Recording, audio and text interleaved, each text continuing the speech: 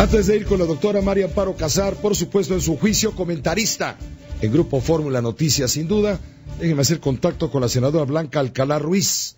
Ella pertenece al Partido Revolucionario Institucional. Simplemente la quiero molestar a la senadora porque está en el debate, no la quiero distraer mucho. Que nos diga cómo va el asunto, cómo va el tema del debate. Ya nos adelantaba algo nuestro reportero. Todavía no se aprueba en lo general, pero ya hay muchas preguntas por parte de los que estamos atentos a esto que tiene que ver con el futuro del nuevo estado, no sé cómo llamarlo, de la Ciudad de México. Senadora Blanca, muchas gracias. También te saluda María Amparo Casar.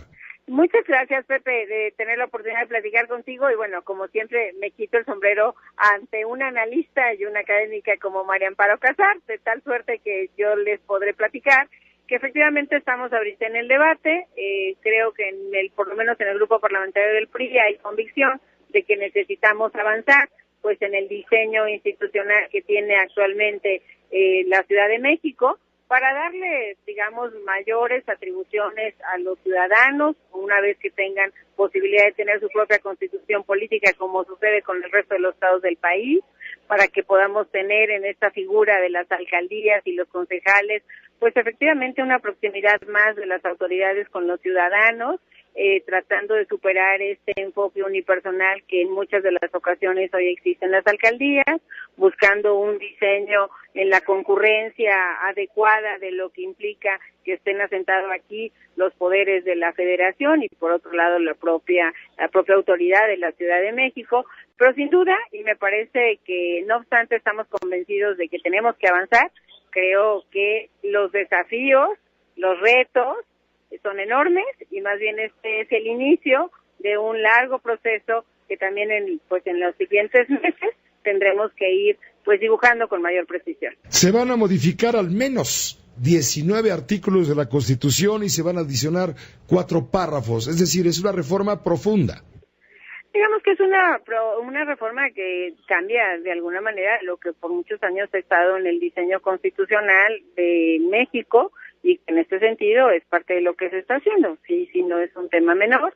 Aquí lo mismo se ha señalado que es un debate de hace 200 años, de otros hablan de un debate más reciente. Yo me quedaría con que efectivamente en las últimas 2 décadas, sin duda ha estado en el ánimo el poder perfeccionar pues la figura que actualmente existe en el gobierno federal. Sigue siendo sui generis, sin duda, porque la verdad es que yo vengo de un estado como Puebla, al final del día, pues no tiene las características totales de los estados libres y soberanos en algunas cosas, tampoco la de los municipios, vengo de gobernar la capital poblana, entonces sigue siendo un modelo, yo diría, pues sui generis, pero que sí adelanta pues en muchas de las demandas y de las voces que se han escuchado en los tiempos. Blanca, hoy me atreví a calificar todo esto que estamos atestiguando como la elaboración, la factura de una gelatinita vistosa, llamativa, poco dulce, blanda, muy blanda, casi viscosa. ¿Estoy equivocado? No, yo te diría que es un paso importante. La verdad es que se ha quedado colapsada en muchas ocasiones, no suficiente, y por eso insisto. Creo que hacia adelante serán mucho más los retos que necesitamos desde la propia Asamblea Constituyente, cómo se diseña esta Constitución, cuáles son los balances en pesos y contrapesos que podamos tener entre la propia jefe de la Ciudad de México y el resto de las alcaldías, entre las alcaldías y los concejales, entre la visión metropolitana que efectivamente necesitamos darle coherencia, consistencia, pertinencia, en fin, creo que todavía hay muchas cosas por delante que una vez que aprobemos este cambio de reforma constitucional, tendremos que ir avanzando en los distintos instrumentos, que va desde leyes generales hasta la propia constitución local. Estamos conversando con la senadora Blanca Alcalá Ruiz, ella es poblana, pertenece al Partido Revolucionario Institucional. Blanca, ¿quiere María Amparo hacerte un par de preguntas? Claro. Te está escuchando también. Adelante, María Amparo. Gracias. Senadora, muy buenas tardes y gracias por tomar las preguntas. Yo tengo algunas preocupaciones. Unas son de la forma en que ustedes están decidiendo, según el proyecto, que se va a hacer la Asamblea Constituyente, y las otras son de fondo. Empiezo con esta primera. ¿Por qué este método para la Asamblea Constituyente, en donde se reservan, por ejemplo, dedazos, 6 para el presidente de la República, 6 para el jefe de gobierno, y sobre todo ¿por qué el saque de la probable constitución para la nueva ciudad capital proviene del jefe de gobierno que pertenece a un partido y que, bueno, es una gran oportunidad para la demagogia, para el populismo y para caer en los mismos errores que hemos caído en nuestra propia Constitución, llenarla de promesas, hacer una Constitución programática? ¿Por qué el jefe de gobierno es quien va a hacer el saque? Bueno, María Amparo, tienes toda la razón en cuanto a las preocupaciones. Ha sido motivo de por qué en distintos momentos incluso se había postergado y no se había logrado un acuerdo. Lo que yo te diría es que en el caso específico del saque de jefe de gobierno, lo que estamos los partidos o los senadores dispuestos es que se tome simplemente como un documento base, pero que de ninguna manera se considere que este documento no será motivo del análisis exhaustivo, de la deliberación, de la modificación, como ha ocurrido en los tiempos recientes, inclusive con todas aquellas iniciativas que envía el Poder Ejecutivo, en este caso el Gobierno Federal, a las cámaras. Creo que simplemente como un documento, digamos, base, de que tenga los principios fundamentales, como tal lo estamos aceptando, pero definitivamente lo que auguramos es una discusión muy profunda en cada uno de los apartados, de los capítulos, que tenga que ver, pues, la manera en cómo se esté organizando, pues, esta nueva Constitución. Senadora, perdone que insista, pero siendo estudiosa de las constituciones y los balances políticos para hacerla, y sabiendo que la política es el arte de adelantarse, y quien tiene la pluma lleva la mano, yo le digo que no conozco experiencias en donde es el jefe, en este caso jefe de gobierno, o el jefe de Estado, si se trata de una constitución de una república, de un Estado-nación, el que hace el documento inicial. De verdad, estamos, lo voy a poner entrecomillado, estamos innovando, y no me gusta mucho esta innovación en términos constitucionales. Me parece que van los dados cargados, aunque serán los legisladores al final o los constituyentes los que decidan. Yo conminaría a que tuvieran cuidado de aprobar una cosa así. Tomo nota de ello.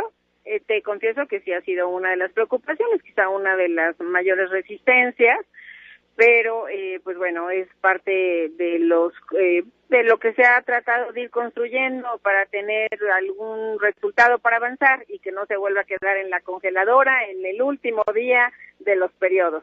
Pero tomo nota de tu preocupación como lo que eres, una mujer estudiosa que efectivamente nos orienta para que las decisiones sean las más adecuadas. Senadora, gracias por tomar la llamada de Grupo Fórmula. Estamos muy pendientes. Ya se aprobó que sea constituida la Asamblea por 60 ciudadanos electos el primer domingo de junio del año entrante y por 14 senadores, por 14 ciudadanos designados por el Senado, por 14 ciudadanos designados por la Cámara de Diputados, por 6 designados por el jefe de gobierno y 6 por el presidente de la República. Digamos que así está en la propuesta de dictamen que se está discutiendo en este momento. Es la otra pregunta que María Amparo señalaba de manera acertada. Y bueno, aquí en este diseño innovador, usando sus palabras, se está buscando que tenga la representatividad también de quienes en un momento dado pues hemos sido electos en el Congreso de la Unión, pensando en este tema de concurrencia de federación y Estado, ¿no? Y sin duda también el tema de ambos poderes ejecutivos, tratando de ver cómo hacia adelante tendrá también que referirse y cuidarse las otras leyes que tendrán que derivarse después de esta propia aprobación de reforma constitucional, lo que tenga que ver con los temas metropolitanos, lo que tenga que ver con la relación entre poderes.